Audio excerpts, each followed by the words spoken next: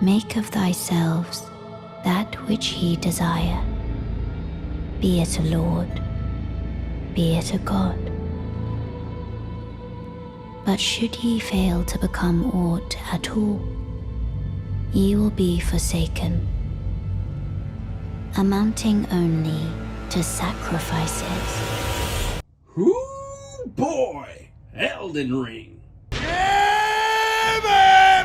What the hell can I say about this game that hasn't already been said? I got nothing! It's great! You should go play it. Good night, everybody! Okay. I'll try to make this somewhat interesting, but come on, you guys already know this game is fantastic.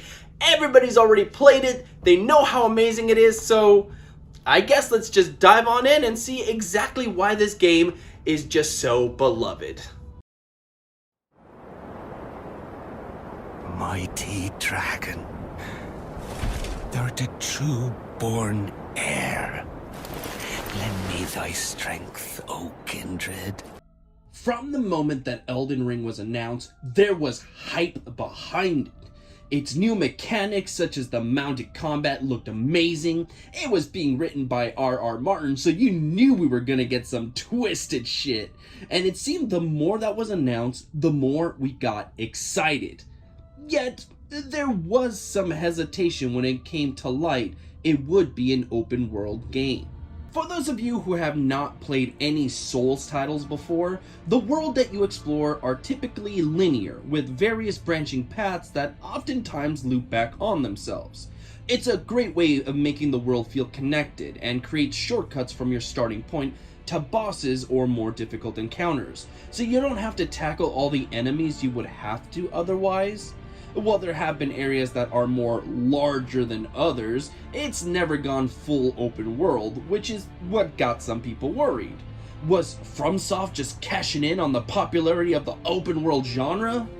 No! It turns out not only did they make a fantastic open world experience, but I would go so far as to say they revolutionized it. As in, other games need to take a page from Elden Ring's book whenever tackling any open world genres in the future. To show you what I mean by this, I'm going to use Assassin's Creed as an example. In Assassin's Creed, you typically don't see the landmarks and areas you want to explore right off the bat. Oftentimes you need to go to a viewpoint that points you in the direction of the objective you can tackle, usually indicated on your map. Look at that shit! Every completionist nightmare. Worse is that a lot of these side missions are repetitive and not very fun. And you could argue that they're optional, but why include them if they're not very popular? On the flip side, Elden Ring does not give you any indication on where to go for side activities. From the get-go, as soon as you enter its open world, it lets curiosity guide you. What is that castle over on the horizon? What's in the forest along the path? Who is this enemy that is patrolling the area? Elden Ring doesn't push you towards any of these things. They're simply there, and your curiosity tempts you towards them. Better yet, they're all interesting and fun to do. You can attempt to make the argument that a majority of them are just the same thing over and over again, but that really wouldn't be true. Sure, you can say, oh, here's another cave, it's just gonna have a boss fight at the end of its section, but the truth is, you don't know what that cave truly holds. It could be a quick romp to a boss, just like you thought, but it could also introduce a character you didn't expect to see. It could lead to a completely different area that you weren't aware of. Since each one is so unique, your mind races with the possibilities of what it could be. This is a fantastic design that needs to be implemented in other games. Forget about making the map interesting, make the world interesting and let our imagination be the guide. Now, for those of you who are saying that you don't care about side content, you just want to get through the main campaign, well, that is an option too, though I don't really recommend it, as going off the beaten path is part of the experience of the game, and helps you level up to tackle some of the tougher foes.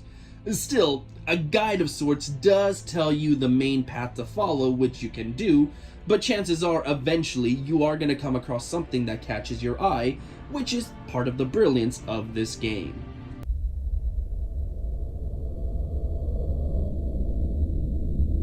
Greetings, traveler from beyond the fog. I am Melina. The story here follows the same trends as other Souls titles. That is to say, it's very minimal on the surface. But if you dig deep, you'll find a treasure trove of lore and plot that can easily suck you in. I'll admit this kind of storytelling is a double-edged sword. If you're the type that wants a story shown to you as you progress, it's really not that kind of experience. You're most likely going to be confused by a majority of the events and revelations that happen to be revealed. If, on the other hand, you love reading through item descriptions and really paying attention to each character interaction, you'll find the richness of the story and can easily get sucked in. Better yet, if you really want to go down that rabbit hole, you can go to websites and YouTube channels that are dedicated to breaking down all there is to know about the world and characters. A special shout out to VatiVidia, who creates some excellent FromSoft Games videos. Now, while this may seem like a bummer to those who don't want to do research to comprehend a story, that doesn't mean there aren't moments of more streamlined storytelling. For example, you can come across a woman who begs you to go to this castle to save her father, who decided to stay behind to defend it. If you follow that road, it leads to some very exciting and some tragic moments if you stick with it, and it doesn't require any additional reading or research to comprehend it. You definitely appreciate even more if you do so, but you can still get a satisfying experience without it. And there are plenty of moments like this, or interesting characters that grab your attention to tide over those who want more traditional story moments. What's even cooler than that is how many of these stories end up interlacing with others. It's a neat way of showing you characters and side quests that you might not have been aware of, so you can tackle it differently on the next playthrough. In many ways, it's kind of what that guy said about the worlds looping in on themselves, only with the side quests and the characters. A pleasure to meet thee, Tarnished. I am the witch Renna. I'd heard tell of a Tarnished hurtling about atop a spectral steed, and upon looking into the matter, the talk, I surmise, is of thee. If you played any Souls game before, you pretty much know what to expect here. As you kill enemies, you collect what are known as runes in this game that can be turned in to level up your character. If you die before you get a chance to turn in the runes, you drop them all, and you need to go to where you died to pick them back up. However, if you die again, they're gone for good, and you have to start over. The more you level up, the more runes are needed, so you do end up carrying quite a bit of them at once the further along you go. Of course, runes can also be used to purchase other items as well, so it's up to you to determine how to spend them. You can only level up one stat at a time, so planning which way you want to grow your character is something you'll want to think about. But Jen, you exclaim, all that sounds too complicated. Can't I just dump all my experience into strength and go ham on everyone? Sure, that's an option. You'll have a tougher time with certain enemies and bosses, but if you just want to level up without thinking about it too much, it's possible to get through the game that way too. Best of all, once you complete a certain quest, you can respec your stats in case what you were trying isn't working, or you come across a more interesting build, which can be the case if you find a weapon type you enjoy, but don't have the stats necessary to truly wield it. The game still lets you use it, only at the expense of dealing less damage. Still, it's good to be able to try it out to see if it's something worth spending your time trying to attain. There's also that mounted combat I talked about earlier, which is definitely a highlight. Being on a mount also helps when dealing with an influx of enemies that may be a bit too overwhelming when dealing with them on foot. That doesn't mean there aren't enemies that are going to knock you on your ass, but it helps to be able to get the hell out of there when the fight isn't going your way. Foul Tarnished, in search of the Elden Ring, emboldened by the flame of ambition.